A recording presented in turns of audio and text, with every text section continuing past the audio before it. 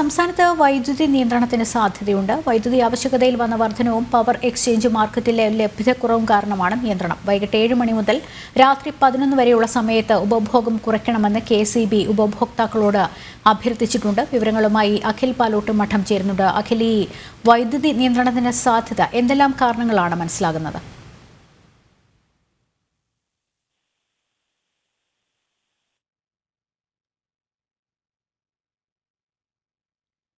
സംസ്ഥാനത്ത് വൈദ്യുതി നിയന്ത്രണത്തിന് സാധ്യതയുണ്ട്. വൈദ്യുതി ആവശ്യകതയിൽ വന്ന വർധനവ്, ഒപ്പം തന്നെ പവർ എക്സ്ചേഞ്ച് മാർക്കറ്റിലെ ലഭ്യതക്കുറവും കാരണമാണ് നിയന്ത്രണം ഏർപ്പെടുത്താൻ സാധ്യത. വൈകിട്ട് 7 മണി മുതൽ രാത്രി 11 വരെയുള്ള സമയത്ത് ഉപഭോഗം കുറയ്ക്കണമെന്ന് KCB ഉപഭോക്താക്കളോട് അഭ്യർത്ഥിച്ചിട്ടുണ്ട്. വൈദ്യുതി നിയന്ത്രണത്തിന് സാധ്യത എന്ന സൂചനകൾ, വൈദ്യുതി ആവശ്യകതയിൽ വന്ന വർധനവ്, ഒപ്പം തന്നെ പവർ എക്സ്ചേഞ്ച് മാർക്കറ്റിലെ ലഭ്യതക്കുറവ്, ഇവ രണ്ടും കാരണമാണ് നിയന്ത്രണം ഏർപ്പെടുത്താൻ സാധ്യതയുള്ളത്. വിവരങ്ങൾ നൽകാൻ അഖിൽ പാലോട്ട് മഠമുണ്ട്. അഖിൽ, വിവരങ്ങൾ എന്താണ്?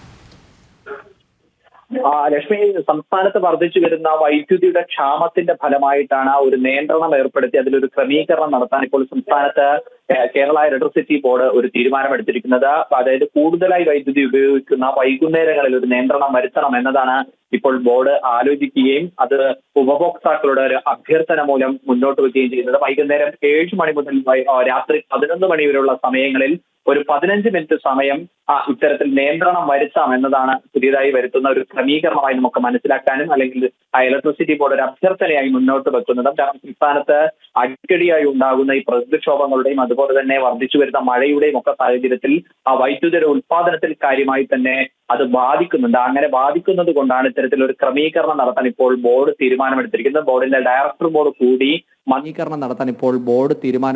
ബോർഡിന്റെ ഡയറക്ടർ ബോർഡ് കൂടി മന്ത്രിതല അനുമതി കൂടി വാങ്ങിയതിനു ശേഷമാണ് ഇപ്പോൾ ഇത്തരത്തിലൊരു നിർദ്ദേശം മുന്നോട്ട് വച്ചിരിക്കുന്നത്. വൈകുന്നേരം 7 മണി മുതൽ 11 മണി വരെയുള്ള സമയത്ത് ക്രമീകരണം നടത്തി 15 മിനിറ്റ് സമയം ക്രമീകരണം വരുത്തി അതിനൊരു ഉപഭോക്താവിൽ നിന്നും ഒരു സഹകരണത്തോടു കൂടി തന്നെ കേരളത്തിന്റെ വൈദ്യുതി ലാഭകരമാക്കി മുന്നോട്ട് കൊണ്ടുപോകാനുള്ള ശ്രമമാണ് നിലവിൽ നടത്താൻ തീരുമാനിച്ചിരിക്കുന്നത്. ലക്ഷ്മി, ശരി, അഖിലാണ് വിവരങ്ങൾ നൽകിയത്.